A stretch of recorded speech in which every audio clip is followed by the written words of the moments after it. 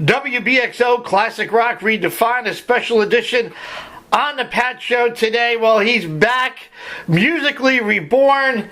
I'm still pinching myself going, glad to have him back. Too much talent to be hiding somewhere or kind of disappeared, but he's back strong, proud, and better than ever. Aldo Nova. How are you, Aldo? I'm good, Patrick. How are you? I'm just, dude, you can hear it in my voice. I'm super excited to have you on the phone, and I appreciate your time today. Oh, no, it's a pleasure. I mean, it's like you said. I mean, I've been gone way too long, and now I've got a project that I really believe in, and so, I'm just, raring to go and ready to work, and raring just, like I said, I'm ready and willing and able, so it's a pleasure to speak to you, and a pleasure to speak to the listeners out there and people that want to hear my music. Excellent. Aldo's latest work, 2.0, officially released on October 19th.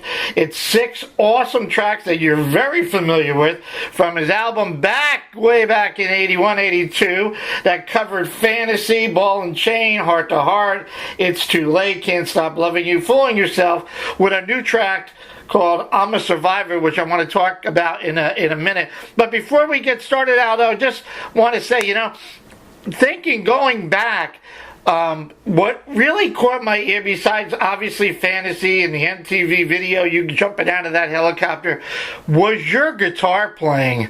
I mean, besides Fantasy, I think one of my favorite songs in that album is Heart to Heart, due to the guitar playing. I mean, your guitar work was just simply incredible. I mean, do you practice? Do you still practice? I mean, how often do you practice? What got you with that? I mean, you're one of the best guitar players ever, I always thought. I practice 2.5 hours every day in the morning, and it was a little tough because I hadn't picked up a guitar for a while because I had broken 2 fingers on my left hand.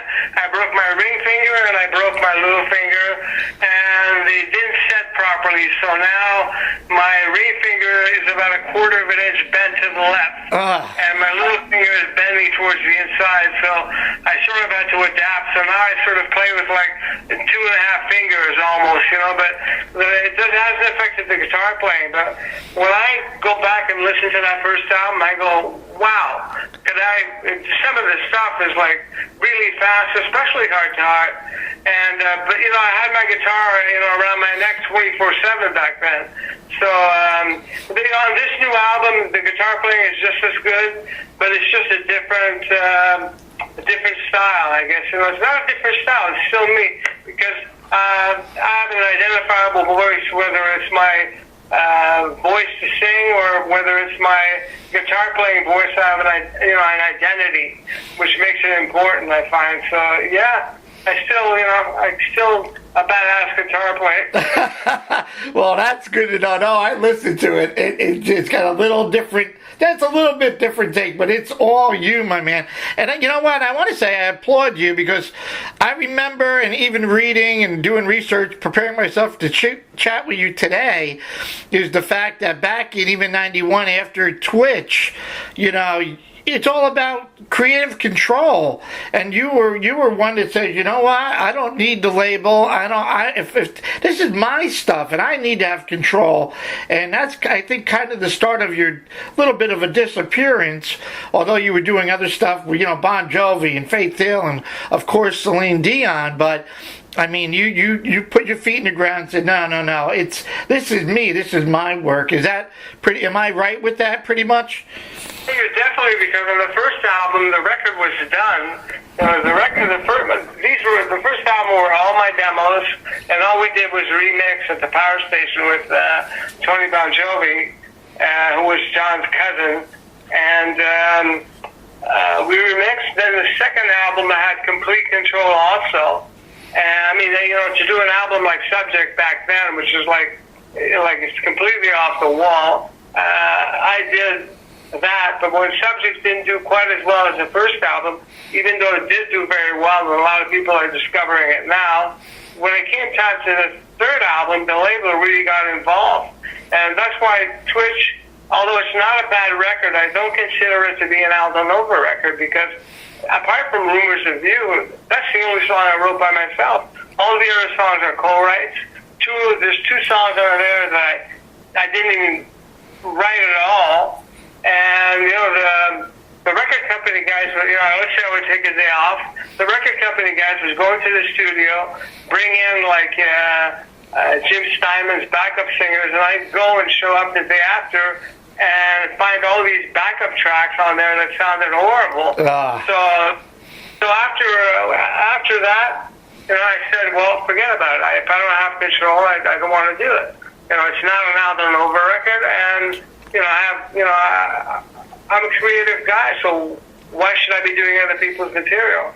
So I went back to Montreal and started working with 13-year-old Celine Dion and started doing commercials. And then that was one of my first disappearing acts from 85 to 89. And in 89, Sony had finally let me out of my contract. They finally said, we're fine. You're not going to do anything for us. Well, okay, well, here's your release. Here's how much we're going to get off your albums. Because, they're still we're not going to do anything, but we're still going to collect a bunch of money. And in 89, I was already sending demos to John Bon Jovi of songs I had written during this time period. And then after that, me and John were speaking quite a bit, and he said, your songs are really good. Do you feel like doing an album? And I said, yeah, great. And then my demos all sound like records, so he brought me in to do Blaze of Glory. After that, we went in to do the Young Guns 2 record.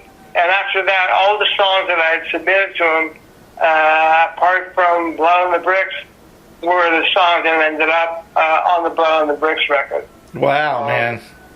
That's terrific. But what a story! And I see, in today's world, I'm sure you're still watching all this stuff and talking to John and working with Celine.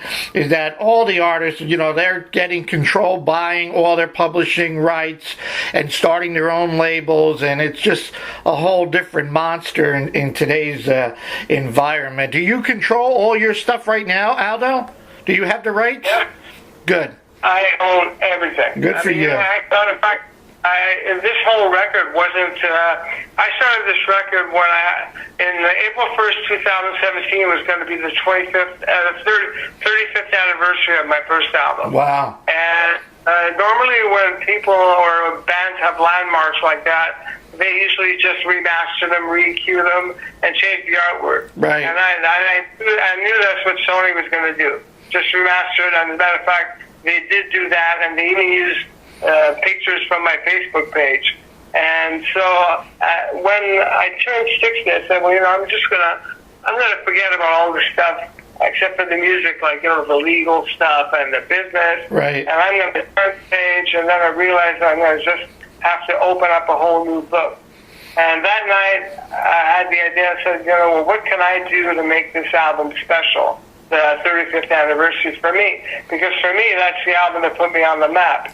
And so I had the idea, so why don't I just restart everything over? Keep the songs exactly as they were. Don't change the melodies, don't change the lyrics, don't change anything, and yet turbocharge them. And that was quite a challenge because I didn't know what I was going to do, but at that night I gave myself the challenge. So I started with Fantasy, the hardest track, and I kept just working. I started I put a drum beat on, I put the song on, and put the chord changes and the melody, a rough vocal, and then just built around that. And once I had something that really excited me, because to me music is emotional, and it has to be exciting coming out of the speakers. And trust me, I listen to music really loud. So when I had something that excited me, and I played it for my wife, and she was excited, and then I played it for Bob Ludwig, and he was excited. He was the best mastering engineer in the world.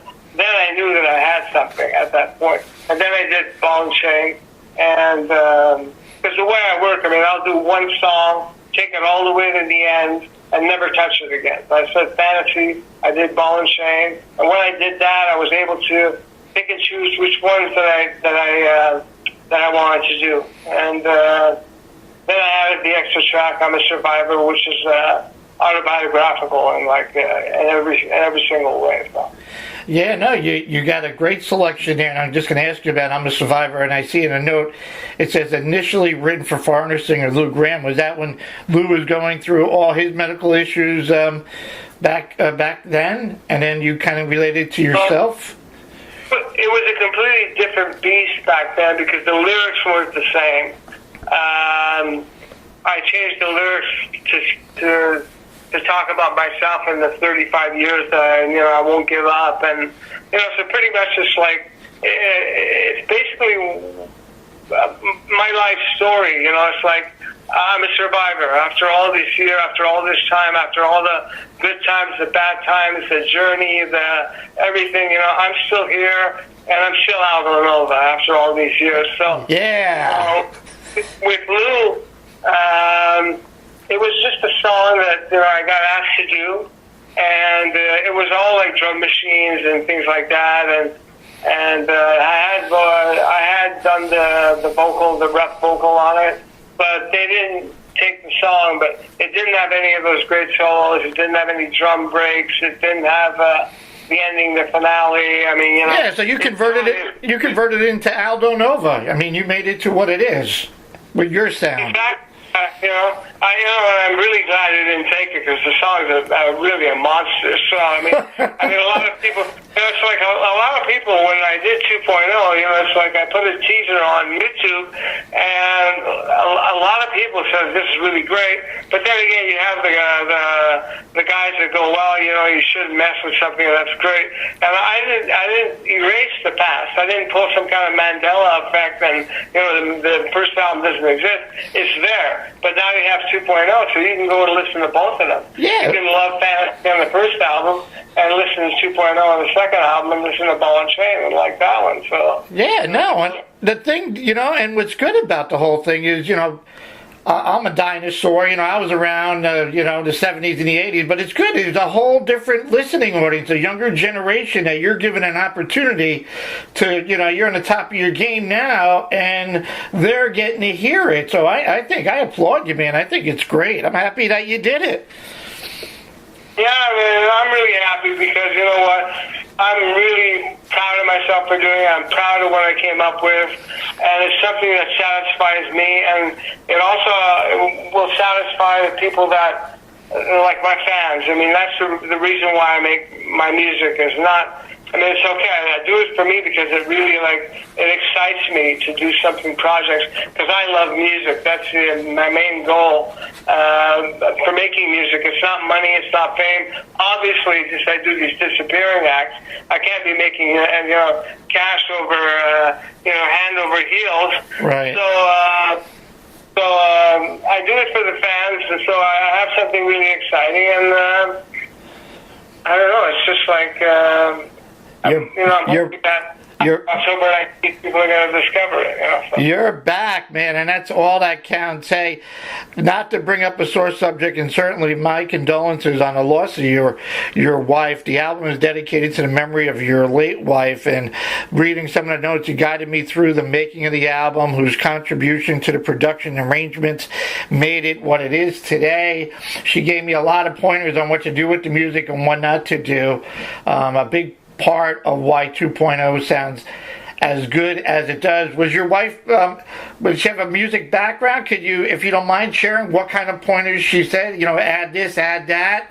She was a vice president of two huge video stations here in Montreal, and she ran them both.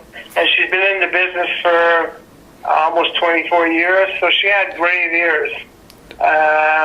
She knew there wasn't one stage of the album that didn't go through her. In other words, if I was doing an overdub or had an idea, she would listen to it and say, yeah, that's great.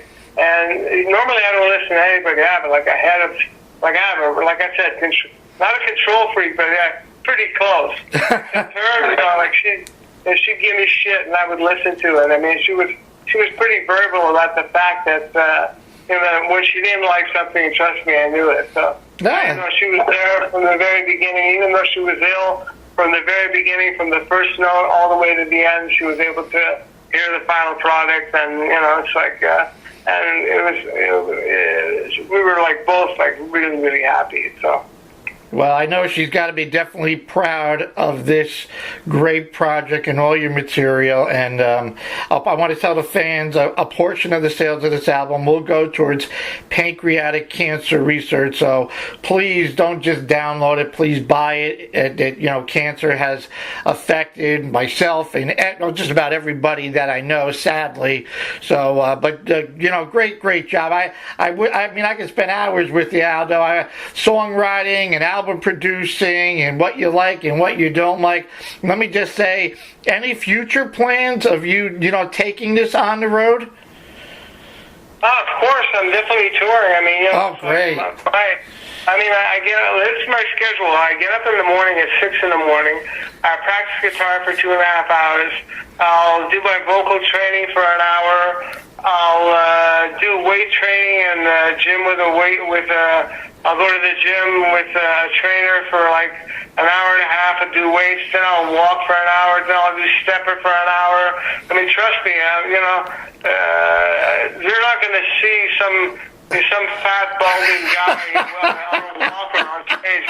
I mean, I'm like a beast at this point. Trust me. I mean, I don't just want to go out there and play. I want to destroy audiences. There you go. Yeah, we can't wait for that. Well, man, I can't wait for you to. I hope you got a date lined up for New York. I do a thing called 5 for It All, and I have you roll a dice, and if you can get 5 of a kind total and in 3 rolls, I will play the entire album on my radio show. So make sure of that, buddy.